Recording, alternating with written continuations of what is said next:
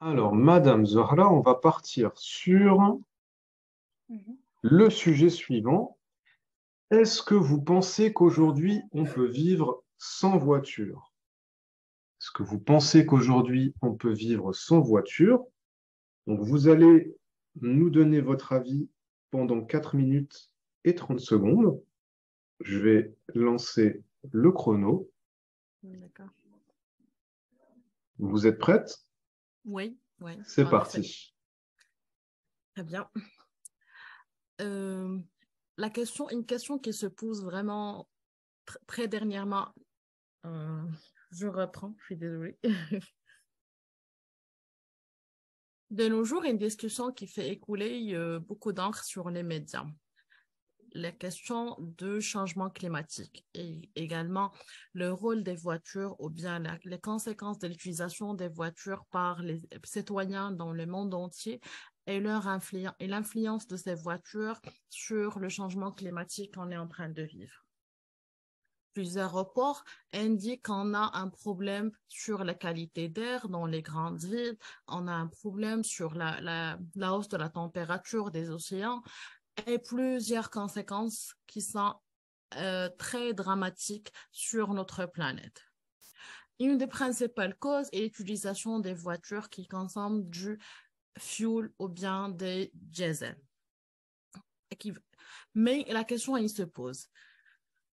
La question, il se pose qui est, est-ce que vraiment on peut vivre sans voiture? Est-ce on peut s'en passer des voitures pour avancer dans notre vie? C'est vrai que les voitures, elles sont très utiles et économisent le temps et vraiment nous aident dans notre vie quotidienne, mais il est important d'y nuancer que l'utilisation des voitures peut avoir un impact sur l'économie, notre économie comme personne, notre budget comme personne et également sur l'environnement. Pour en parler et discuter ce sujet, nous allons euh, premièrement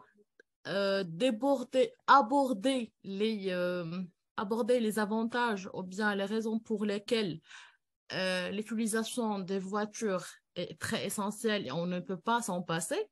Et en deuxième partie, nous allons nuancer quand même qu'on peut vivre sans voiture et éviter certaines conséquences de l'utilisation des voitures. Et pour conclure, je vous ferai part de mon avis personnel. Premièrement, l'utilisation des voitures est très ancienne dans la vie quotidienne. Personne ne peut imaginer avec moi qu'il peut s'en passer de sa voiture. On l'utilise pour aller au travail, on l'utilise pour faire ses courses. Tu peux pas imaginer que dans une grande ville, tu vas avoir un taxi qui est vraiment tout à côté pour faire les courses mensuelles au quotidien. Tu ne peux pas me dire que quand tu as un enfant qui est vraiment très malade et que tu veux aller aux urgences, que tu vas attendre un moyen de transport public, ça compte imaginable. En plus, une étude qui a été faite en 2022 à Paris, 70% des Français ils ne peuvent pas s'en passer de leur voiture. Et c'est le moyen de transport le plus préféré pour eux. Et, et aussi, c'est le moyen de transport le plus disponible pour aller au travail et également pour faire les courses et tout, tout trajet essentiel pour eux. En deuxième partie, ensuite, l'utilisation des voitures, c'est aussi un moyen qui vous permet d'économiser sur son budget. Euh, Également, parce que normalement, quand on est en train de penser que quelqu'un a sa voiture pour faire ses trajets au travail, pour également faire ses courses, pour voyager, vous pouvez, un petit calcul fait, on va voir que vraiment c'est largement moins économique qu'un moyen de transport. Parce qu'une famille de 5 personnes, si on va voir, on va aller avec les moyens de transport public, donc on aura une consommation, donc on doit payer 5 billets. Mais quand on va utiliser notre voiture personnelle, c'est le même trajet, c'est le même budget qu'on va utiliser pour se transporter comme si on est 5 personnes, si on est une seule personne. C'est pour cela, la voiture reste le moyen de transport le plus économique. Bon, pour conclure, la voiture reste le moyen de transport le plus... bon, je suis désolée, je vois que le temps passe. On est à 4h30. Oui, et je n'ai pas fait la partie... C'est pas grave. Alors, qu'est-ce que vous avez pensé de cette expérience? bah, j'avais plus de trac que possible. C'est J'étais en normal. train de redire et redire mes phrases. C'est normal. C'est la première fois qu'on fait ce type d'exercice, donc aucune préparation. Vous n'avez pas connaissance du sujet avant. Dans le chat, je vois bravo, bravo. C'est vrai que c'est pas mal hein, pour une première fois. C'est pas mal du tout. Vous avez pu présenter une structure, vous avez pu euh, donner des arguments.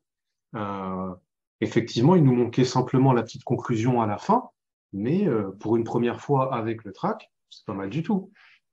C'est pas mal du tout. Mais oui, c'est bien comme expérience, merci. Oui, ça fait du bien, ça fait du Oui, bien. exactement. Il Et puis faut... quand on n'est pas préparé, c'est là où, pour moi également, c'est plus intéressant parce qu'on entend un petit peu plus d'erreurs que quand on a eu le temps de préparer. Et c'est l'occasion justement de pouvoir corriger. Je vais vous en donner quelques-unes. Alors, dans les voitures, du diesel ou de l'essence, pas du fuel. Le fuel, c'est, vous savez, c'est pour le Les avions. chauffage. Pour les avions, c'est du kérosène. Kérosène, kérosène, oui. Tout à fait. Euh, oui, un sujet qui a fait écouler de l'encre, qui a fait couler de l'encre, ou Ouais. qui fait couler de l'encre. Super. Ah, Madame Sabrina l'avait noté également.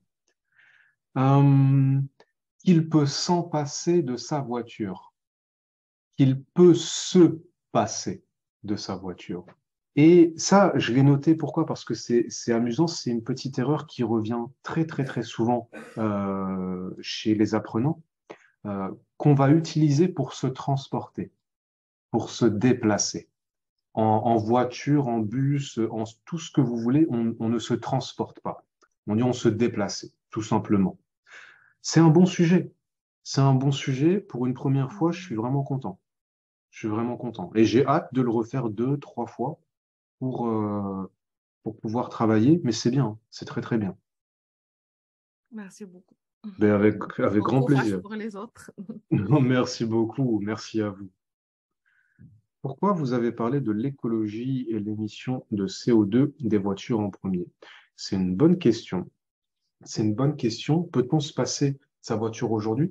Alors, je pense que Madame Zohra a voulu introduire le sujet aujourd'hui, puisque si vous voulez, moi aussi au début, je me suis dit, hmm, je suis pas certain du chemin qui est pris, mais au final, c'est vrai qu'on est dans le thème, puisque si on parle de se passer à voiture aujourd'hui, c'est pour les raisons écologiques. S'il n'y avait pas d'émissions de CO2, de gaz à effet de serre de par nos véhicules, ben on ne parlerait pas de stopper ou d'essayer de réduire le nombre de voitures sur les routes.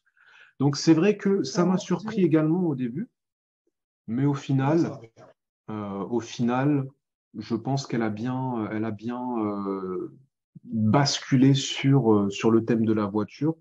Donc j'en ai pas trop tenu rigueur, mais c'est une bonne remarque. C'est une bonne remarque. Madame Vanessa, on va partir sur le sujet suivant que je vais vous écrire. On va partir sur le sujet suivant, les jeux de hasard. Qu'en pensez-vous?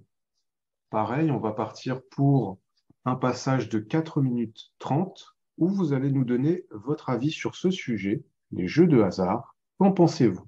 Est-ce que vous êtes prête? Je suis prête. C'est parti. Ok. Euh, on va commencer par définir ce que c'est que les jeux au hasard. Les jeux au hasard sont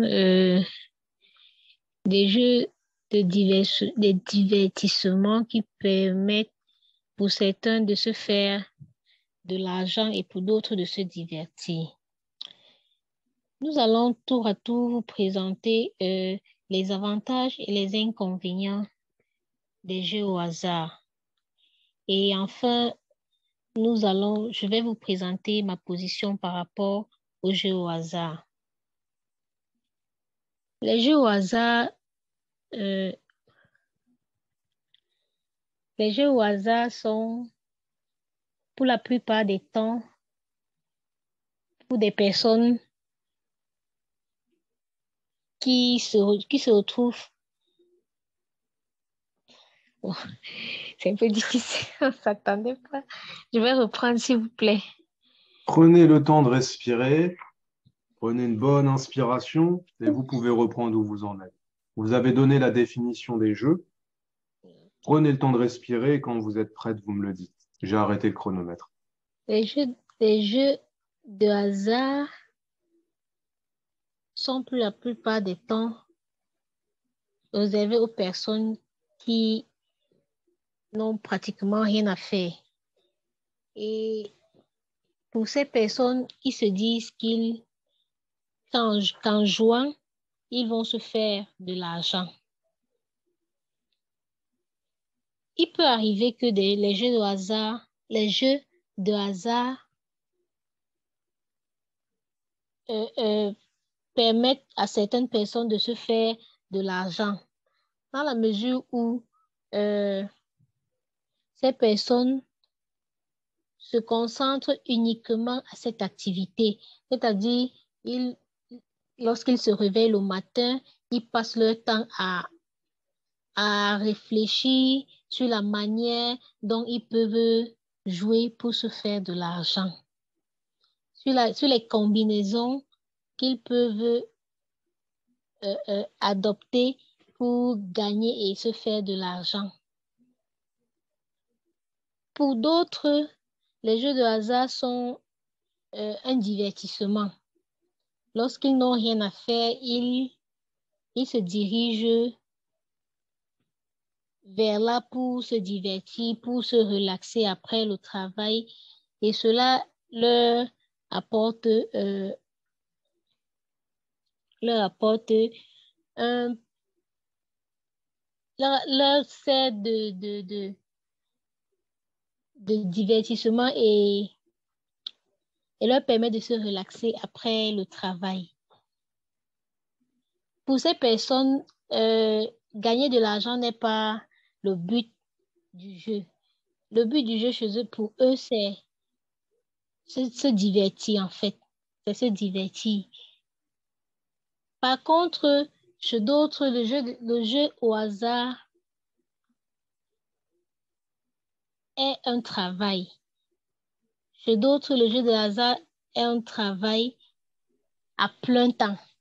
On va retrouver des personnes qui se rendent dans des casinos, qui se rendent euh, euh, dans des boîtes de nuit où on retrouve des jeux, où on se fait de l'argent et tout. Euh,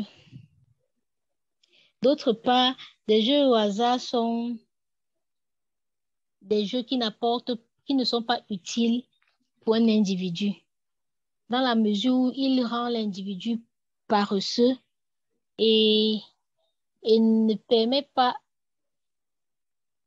à l'individu